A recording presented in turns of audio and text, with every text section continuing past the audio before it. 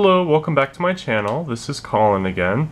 I finally have a full weekend. I'm not going in on one of my days off for my job. So I can finally start to do a potting video for you. And this particular video is on wick watering hydroponics. It is my particular variety of wick watering hydroponics. Other YouTubers like Miss Orchid Girl have covered their own varieties that involve more media. My media is almost non-existent. I use pretty much only the wick watering microfiber cloth and some paper towels to just kind of disperse that water around. It looks a little ugly, but it is very effective. I get all kinds of roots growing all over my pot, and it's very good for cattleyas. Some of the advantages of growing with this method is that you are absolutely guaranteed to know when to water. And one of the things that I've struggled with for years is knowing exactly when to water. I've used clear plastic pots, but those get algae growing on the roots, and you know, algae's green and wet orchid roots are also green, so that's deceptive.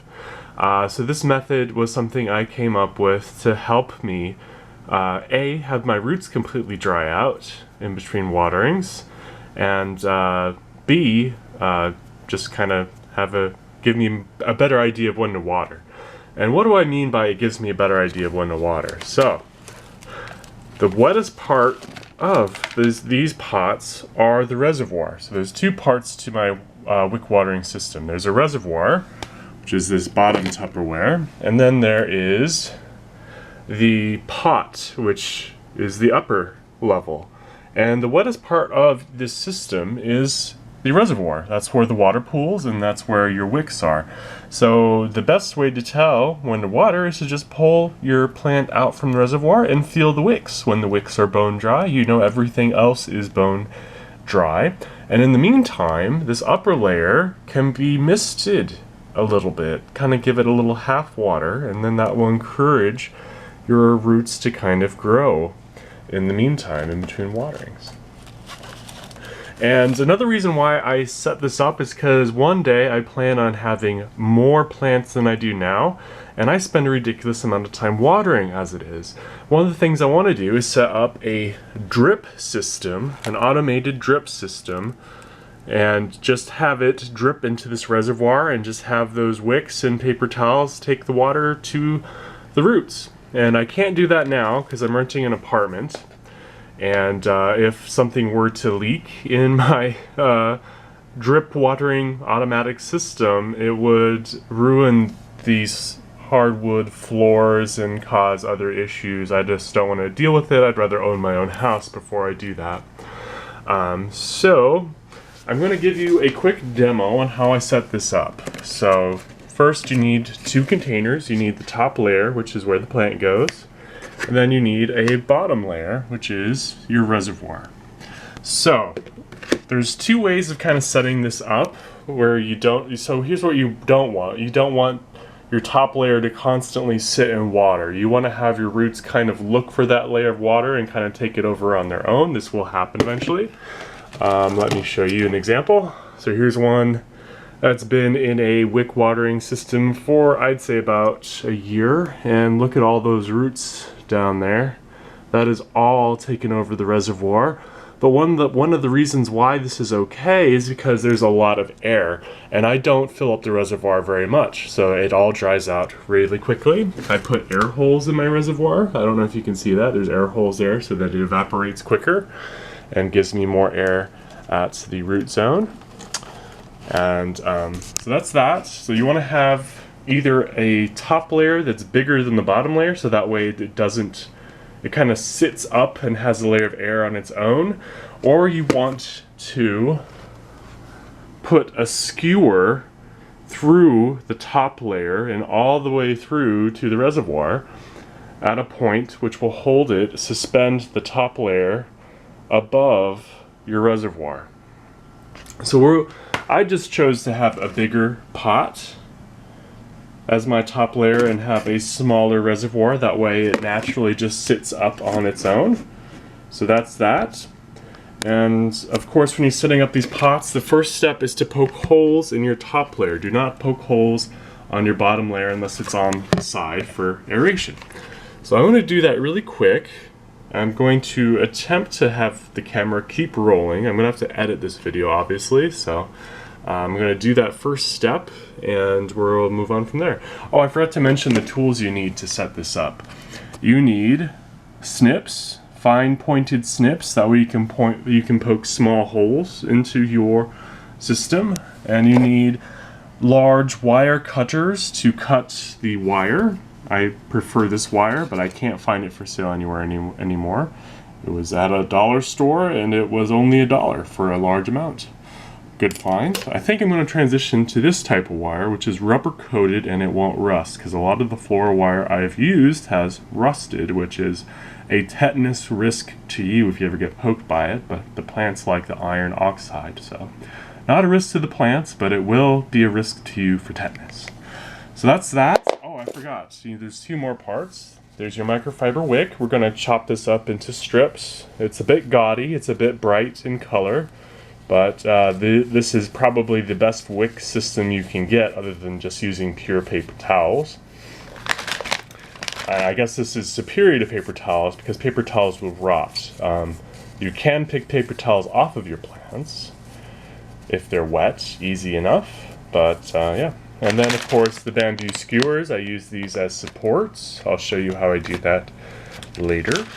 And that is it. So I'm going to pause the video. I'm going to poke holes in the bottom of my top pot, and I'm going to string some microfiber wicks up into the top layer too. So one moment please.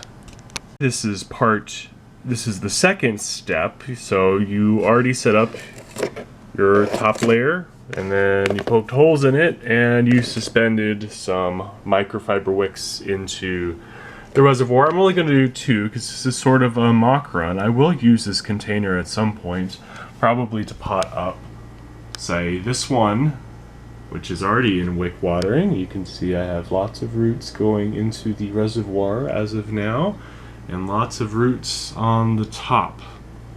An incredible amount of roots, actually. So this plant is really liking that system. But it does need to be repotted. It's going to outgrow the pot soon, and it's growing at an awkward angle.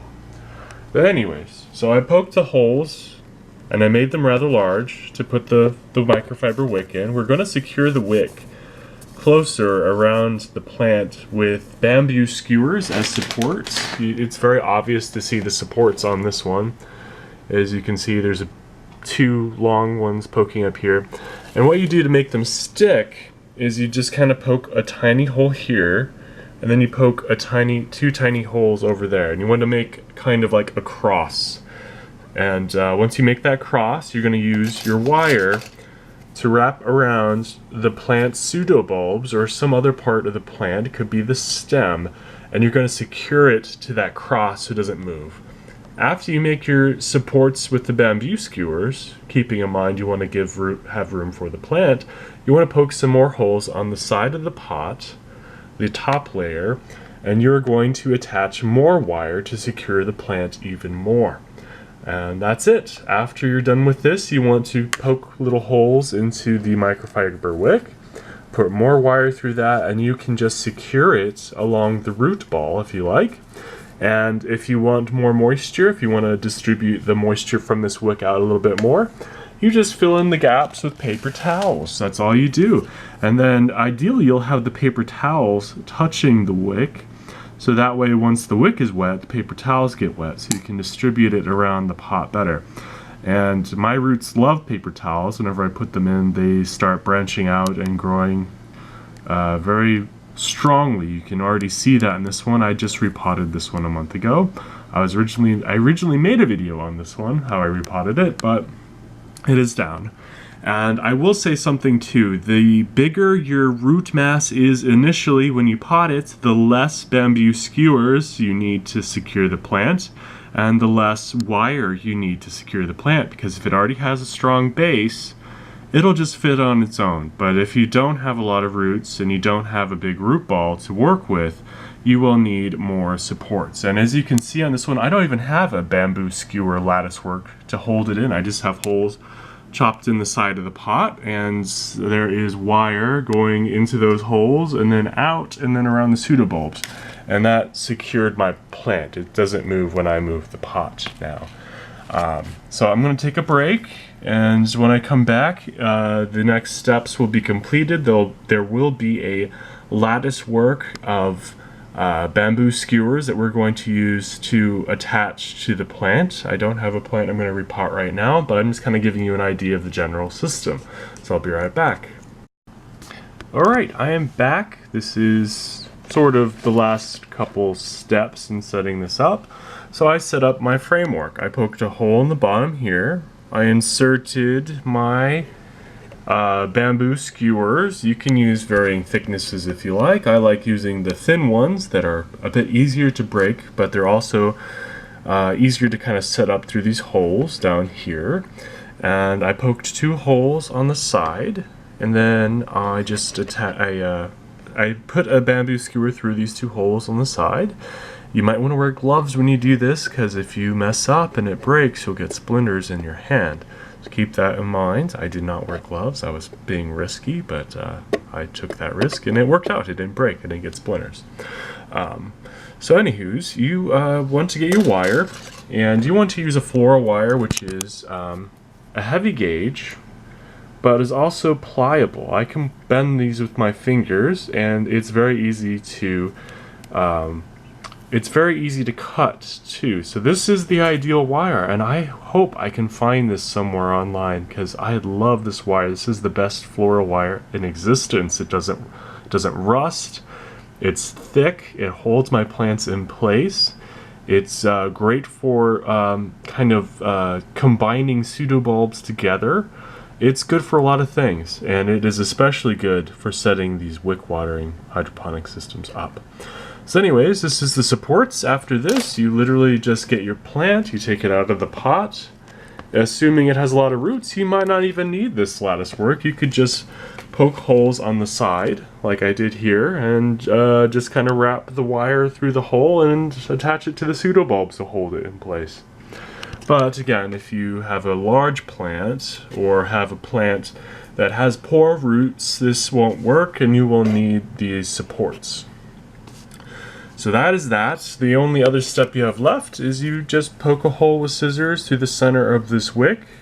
You can attach it to your lattice work. You can use that hole, put some wire through it, attach it to your pseudobulbs. I did that here on this plant. You can see that. And then you just kind of fill in the gaps depending on how water-loving your plant is with paper towels. And as long as paper towels are touching your wick, it'll kind of transport that moisture around. Once your paper towels rot, you just get them wet, and they're just easy to peel and pick off from your roots and replace with fresh ones. So that is that. I was just going to end this video with showing you some success stories using this method. Oh, I forgot to mention too, I don't get rid of the old media. When I have a good roots ball and I want to use that root ball as a support, I just plop the whole thing in. I don't disturb the roots. I don't get the whatever is there off. I just plop it in, and this method is so airy and so good for epiphytic roots that love air, that they just keep going and growing, and even if the center part gets kind of mushy, it still gets plenty of air, and you still get plenty of roots that go other places that's not mushy. So works just fine. So I just want to show you some success stories. This is my Cattleya walkeriana that's in this setup. I already showed you it. As you can see, it's loving the paper towels. Where I put paper towels, it grew new root tips, and it's growing new root tips into the reservoir a lot. So that's that one. I have experimented with my oncidiums in this method. It's working okay. I think I still prefer pumice and sphagnum for oncidiums to wick watering, but it's working alright. I think the biggest disaster I've had using my wick watering paper towel method has been with Phalaenopsis. I tried it on my Phalaenopsis bellina over there. Well, it's not quite a bellina, it's a hybrid of bellina. And a lot of my old roots are desiccating. It is getting too dry between waterings, and I think another one that was a disaster was with my zygo. So pretty much this method is mostly good for Cattleyas, because Cattleyas like, well, I'd say they prefer to be mounted, but they still like moisture. So this is kind of a happy in-between for Cattleyas, and it has saved me a lot of headaches as far as keeping my roots alive and not rotten. So, there you go. I hope you've learned something. I hope this was educational, and I hope I can figure out how to use my video editing software, because I usually just upload things directly to YouTube. I haven't edited anything, so this will be a good learning experience for me too. With that, have a good day, happy Sunday, and I wish you luck in your orchid gardening endeavors. Bye-bye.